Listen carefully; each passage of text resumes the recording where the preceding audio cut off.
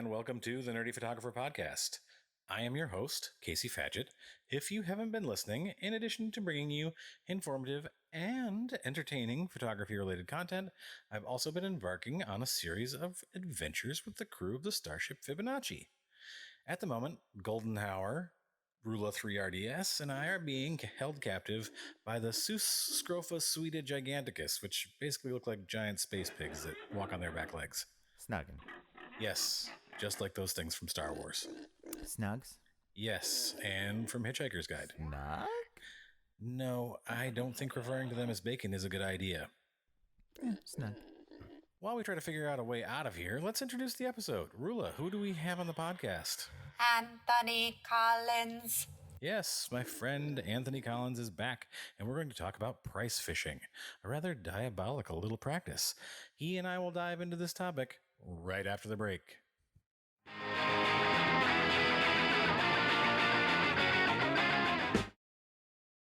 Hey, Doc. Thanks for seeing me. No problem. I'm glad we got that whole other thing cleared up. Yeah, I have to say, you scared me pretty bad when you told me I only had 6 months to live. And you would have. In the Wild Wild West. But luckily, we have creams for that these days. I appreciate it.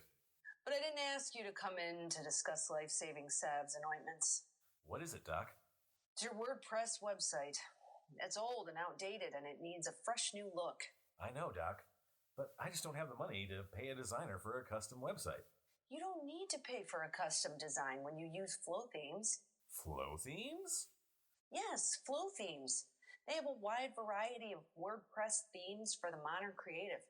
Not just photographers, but for videographers, florists, wedding planners, and much more. But are they customizable to suit my needs? Yes, every theme is totally customizable.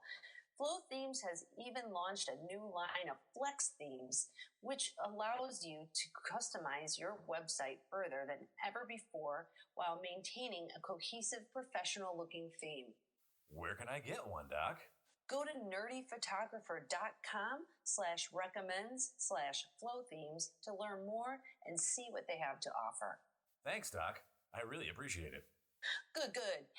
But now we're going to need to talk about what's wrong with your uvula. My uvula? What is it?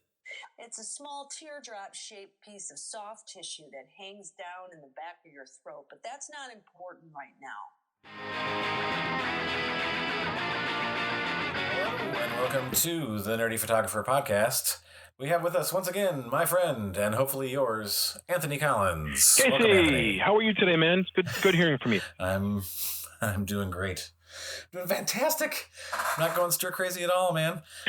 So today we're gonna talk about a topic that both makes me laugh and makes the fury in my blood rise. It's called price fishing. Are you familiar with that term, Anthony? Oh yeah, I'm familiar with the term, and I'm familiar with the action. People trying to do it. Yes, very much so. So, what's your experience with people trying to price fish you? Well, it's a gut feeling kind of thing for me. If someone calls, and you can usually tell right away whether or not they're serious from the phone call. Also, if they only call you or contact you from a personal email and not from a corporate email, that's always a flag.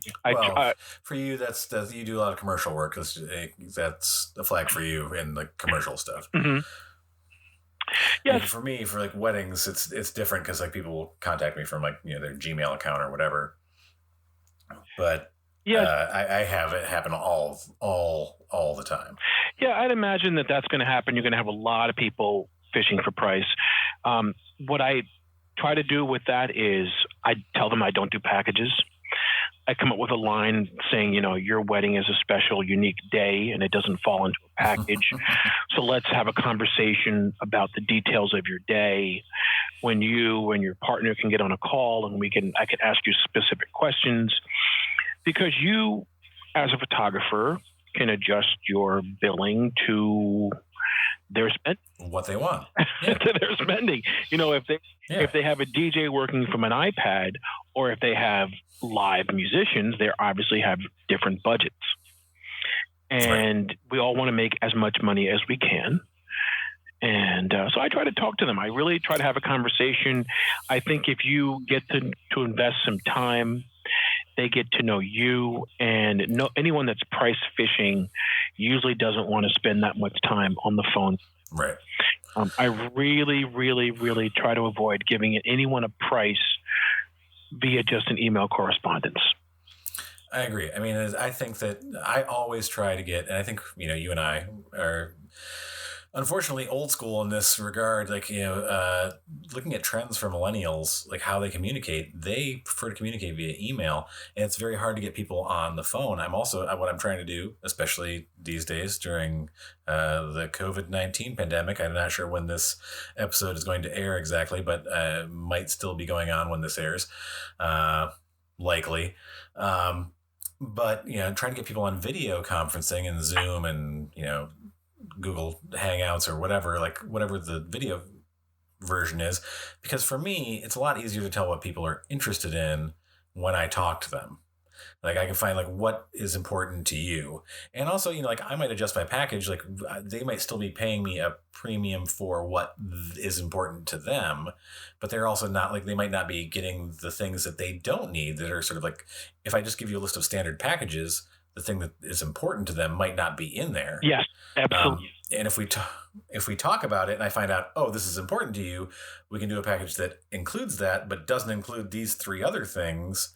They might still be paying me the same price, but I'm not putting the effort into those things that they don't really care about. Absolutely. And that saves everybody time. It makes more efficient use of your time. I do try to avoid the word package at all costs in any conversation, because I really want them to think this. Well, I want them to understand, not to think. I want them to understand that it's not even boutique. It's your wedding day is your day, and it's unique, and it doesn't fall into a box. And yes, there are some typical guidelines. I mean, we all understand the parameters of what's involved in a wedding, but there are people that have more emphasis in certain aspects of the day, whether the bridal party's 2 or 20, whether, there's so many different things that matter to brides. And I think, I think, go ahead. I'm sorry. No, it's fine. Go ahead. Finish your thought if you have it. No, I was just saying brides, because I tend to think that the brides are in control. I always am trying to please the bride, because they're really the one who's running the show. The grooms are really just along to smile and nod, in my opinion. For me, it's always a matter of whoever contacts me first, whoever wants to sign the contract. There's usually somebody who's the point person. And sometimes I've noticed that, there are grooms who are put in charge of photography. Oh, that's true. And I obviously, I'm taking, if it's a bride and groom, I'm usually with the bride during getting ready or whatever. But I'm always trying to please whoever the decision maker is before it comes to signing the contract. If that makes sense. That phrase, please the decision maker, is a whole nother podcast subject that because that comes up on corporate sets, advertising shoots, large commercial shoots. That's a whole entire discussion you should jot down that we should have to help upcoming photographers, because I have some very strong opinions about that too. Yeah. But there's also, when it comes to price fishing, there's a different side of this that is not just companies or couples or potential clients who are fishing for prices. There's the price fishing, which is other photographers trying to get your pricing. Oh, that's exactly how I interpreted you're asking this question. My price, when you said price fishing, I absolutely meant competitive photographers, people trying to see if their price points are right, people trying to see what your price points are. And that's another reason that I don't advertise packages. If you should make enough money to make you happy. That's what you should charge. Yeah, make yourself happy and cover your expenses. Everybody's got different expenses. No, I understand Everybody's that. It's whatever, Right, your profit margin is a different place. Your profit margin on a wedding after your expenses should be an amount of money that makes you happy. You say, I worked my butt off for 11 hours, and after everything's done, I've got this pile of money in my hands, and this was worth it. After the post-production and the delivery, my profit was X, and you know what? I'm happy with this profit. And if you're not happy with that profit, then you've got to charge more. Right. But you got to adjust. I mean, you got to cover your basic expenses and then figure out what you want to make, like what makes you happy in the end. But I mean, like I've had, setting pricing is a whole other topic. I mean, that we can get into. I know I did one episode on this some way back, maybe in the first 10 episodes of the podcast, but it's, deciding, you can't decide based on what some other photographer charges, because like I remember somebody telling me like, oh, how much do you charge for headshots? And I'm like, well, it depends. And they go, well, Peter Hurley charges, $1,500 for headshots. I'm like, well, Peter Hurley has a, 2,000 or 3,000 square foot studio, like, in Midtown, and that costs a lot of money. Right. He's got a lot of overhead. Peter Hurley might have 1 million followers on Instagram. He might be getting that kind of money for his headshots. But I guarantee you and I go out here and try to charge $1,100 or $1,200 or $1,500 for headshots. We're not going to have many customers. Not at all. No, not at all. No, that's not how it works out. No. But so how do you identify a price phishing email from another photographer? What are the red flags that stand out to you? The red flags are just too general of a question about pricing. Hey, I've got this corporate event coming up. They don't say specifically when or where. It's going to be about this many people, 300 people, and I want to give the client, 500 proofs. What do you charge for that? And it's usually pretty obvious. If there's no details, if they're not willing to give you details, or when you write back to them, hey, thank you for reaching out to me. I want to ask you a few questions. Can you get on a call or on a Zoom? If they don't respond to that, then there's something up. Either, and there's an either to that.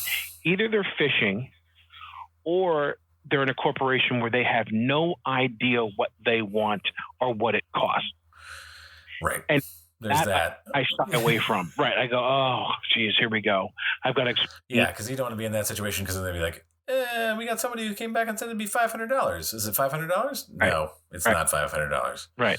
So, I can't I don't have time necessarily to every client to explain how the business works, to explain that no, you do not own all the photos. No, you do not get everything I shot. I don't have time for all that sometimes. And,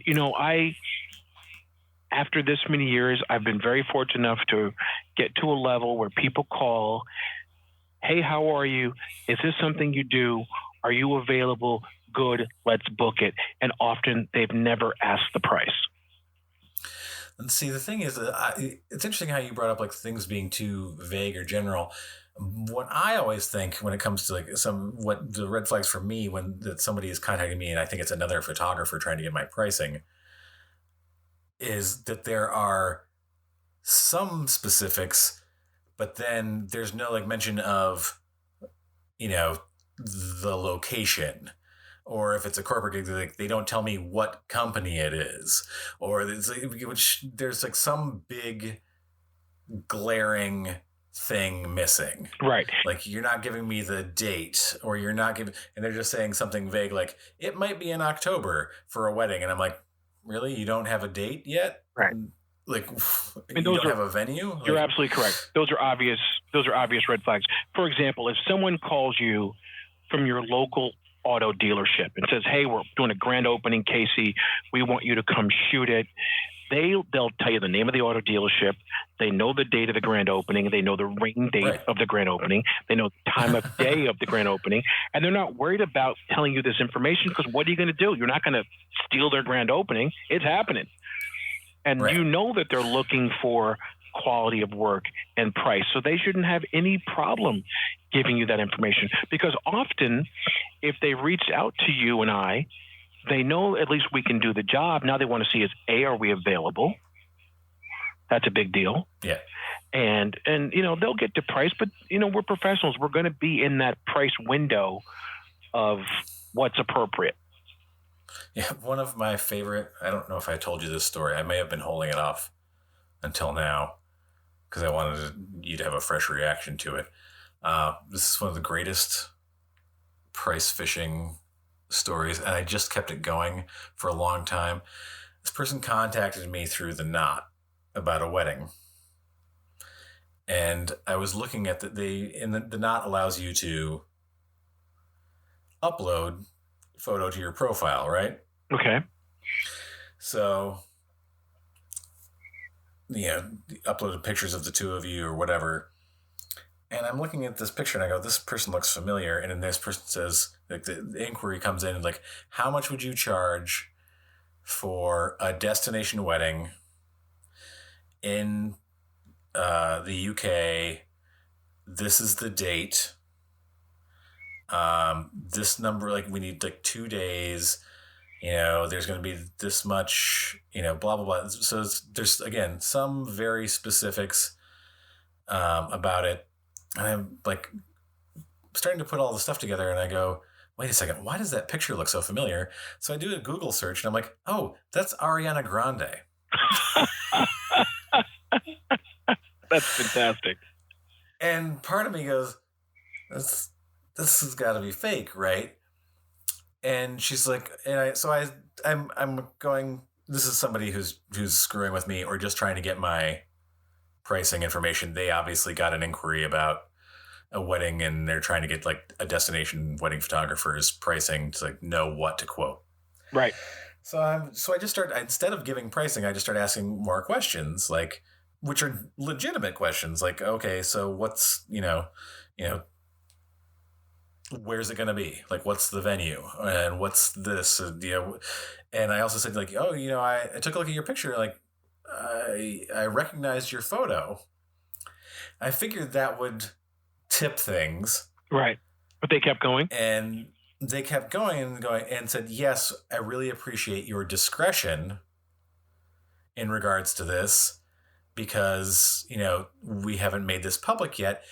And it was literally the next day that it was announced that she and Pete Davidson were engaged.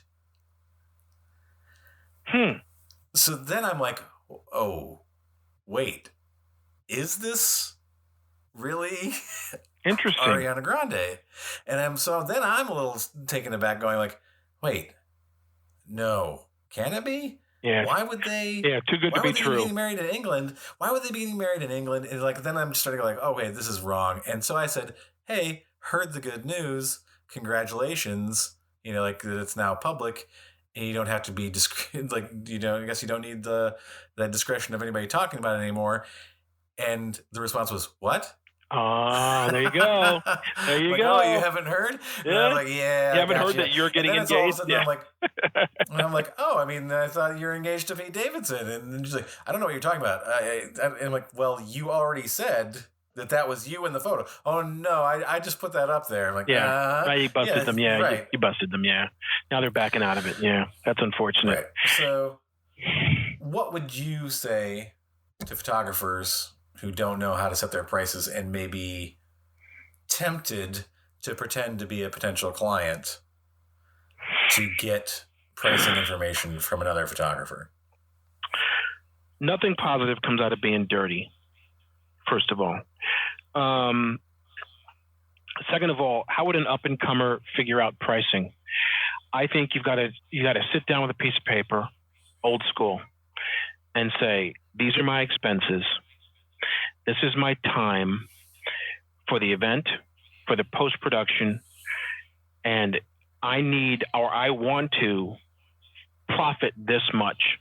And whether that works out to $10 an hour, $20 an hour, $50 an hour, $100 an hour, whatever you have, that pile of money you have left after your expenses, you have to decide what you think you're worth and what you think you can get. And to me, that's not hard math, man. If you come out at the end, it's pretty easy. Right, you come out at the end of this, and you're making $10 an hour, you might as well be a barista. Yeah, I actually have a price calculation sheet on nerdyphotographer.com. You can go there and search for it. But it's basically just points out those things like your expenses, how much time you're going to spend on this, how much money you want to make off of it. Correct. It's just, it's that simple. And I would recommend, honestly, I don't know how you feel about this. I would say if you're going to go to another photographer and ask them their prices, go to them as a photographer and say, hey, I'm looking at a gig. I was just curious. Could you help me out? Could you help me out? Because you and I have like gone back and forth and said like, hey, I got this gig. Like somebody contacted me about, does this seem like a correct price range to be in? Like, am I in the right ballpark? Right. Like you go back and forth with, if you don't have that network of people to talk to, which, people starting out might not, but I think it's better to go directly to somebody, and would be more likely to help someone than if I'm just getting some random email. You're just wasting my time pretending to be a client. If you're an up and comer and you're serious, you want to get into wedding photography, I would just ask someone. I mean, just be really nice and ask them. It probably means that you don't have much of a wedding portfolio anyway, so you may want to ask that person to second shoot. And if you second shoot and you get paid, and then the person likes you, they may be willing to open up to you and give you some more guidance about pricing and your portfolio and what you offer. They might, it's that giving back kind of thing. I love to give back to photographers. And it's always, you get more flies with honey, sort of thing. Like be nice to me and don't waste my time and like make me think I'm getting a paying gig out of this at the end of it. Let me know that you need some information and you need some guidance. I might be more than willing to help you when I have the time, if I have the time, but I'm also not going to, if I find out that you're just some, somebody like, because I always research, you do the quick Google in social media, stalking of somebody when they contact you for a job. And I don't know if you do, but I mean, it's out there. You just do a quick search and so you can get to know a little bit about that person. Yes. And if I find out you're actually a photographer and you used your legit personal email address and I go, wait, you're a photographer and you're trying to, get my pricing, like I am immediately have a really bad taste in my mouth about you. Exactly. And it's a small world. Yep. And if you ever want to come to me to second shoot, if it's about weddings, I am never going to hire you if you tried to waste my time, pretending to be a client. Yep. And I really believe that there's a lot of work out there. If you're good at your craft, you're a young person, you want to be a wedding photographer, or whatever kind of photographer. Whatever photographer you want to be. There's a lot of work out there, believe it or not. You've got to find it. But by showing enthusiasm, by taking your work seriously, by investing in your future, whether it's tutorials or equipment or whatever, it will come to you. You can find your niche in photography and make money and make a living doing it. It's not 1975 anymore, and there's not all of this print media out there. Sports Illustrated isn't sending photographers around the world and all that stuff. But there's work out there. And there's definitely work to be done. Yeah, and if you're serious, even sitting here in the middle of this pandemic, work will come back, and you have to seriously think about your path to finding that work. There are people that need photographers. There's people that need video, and it's out there. You just have to work a little bit to find it.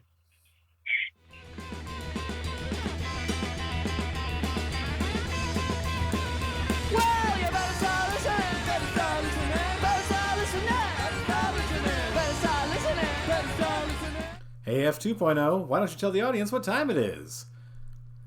And now for my favorite part of the show. What's that say? Useless information. This is always death. And now moving on to useless information, because I think that was a great place for us to stop. Yeah, we can stop there. That was good. It was good. It was a good wrap up. Anthony, did you know that cats can make over 100 vocal sounds? Ooh, didn't know that at all. Not at all. Whereas dogs can only make 10. That's funny. I'd have to think about my dog, and if my dog can even make 10 vocal sounds besides just barking and yawning and whining. Because she whines when one of us is coming in the door because she hears the keys at the door, so she whines. Then she barks like any other dog whenever dogs bark. She yawns, but I can't think of 7 more sounds that she makes. Well, that's interesting. I'm curious as to how this is, how they're saying like sounds, how they're qualifying sounds. Is it notes? Is it tones? Like, what are they making like sounds? Because my old dog, not the current dog, doesn't like to talk. She's mostly pretty quiet, like vocally. But our old dog loved to talk. He would have a conversation with you. It sounded like he was, telling you about his day. There were so many like different intonations. But it makes me wonder, like, is it like a bagpipe? Because a bagpipe can only make 3 notes. You can make it sound like all different ways, depending on how you work it, but like it can only hit 3 notes. Right. So that's my curiosity is like, is it notes? Is it, what is it exactly? I don't know. But the fact that cats can make 10 times as many just doesn't surprise me because they've got time to sit around and be annoying and practice do nothing else. And practice. Exactly. They practice. It's more like 100 ways to tell you that they don't care what you're doing. They just don't give a damn. Cats don't care. Exactly. Cats don't care. 100 ways to tell you I don't give a shit. I don't give a shit. You know what, you dude? Just put food in my bowl and water in my dish and just leave me alone. Because cats don't care. Exactly. They don't. And when you said, how did someone find this out? It's because someone wrote up a really nice grant proposal and found some money and did a lab study. And they're studying the audio range of cats in some lab somewhere and pocketing a nice salary and publishing some information. It's something you and I should be doing. They needed a photographer. They probably needed a photographer. They need video. That's for darn sure. They need definitely video. Need video. They definitely. That Instagram would be crazy. We're getting all the shares. Anthony, thank you for being with us again. We'll have you back again soon. Casey, this is always great. Be safe. Wash your hands. I'll talk to you soon. Wash your hands again.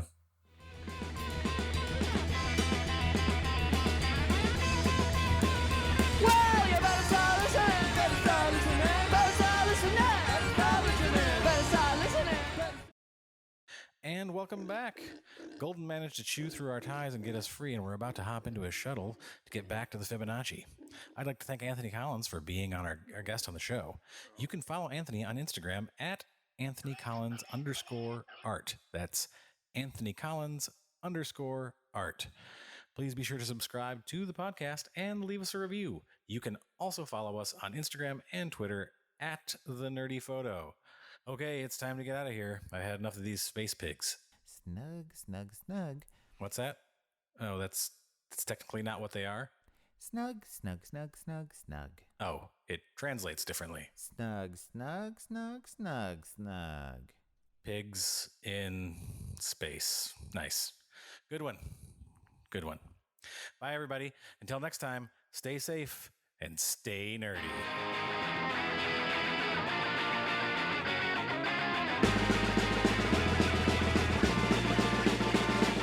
Who's coming back to town? You better start listening. Who's your heart been beating about? You better listen.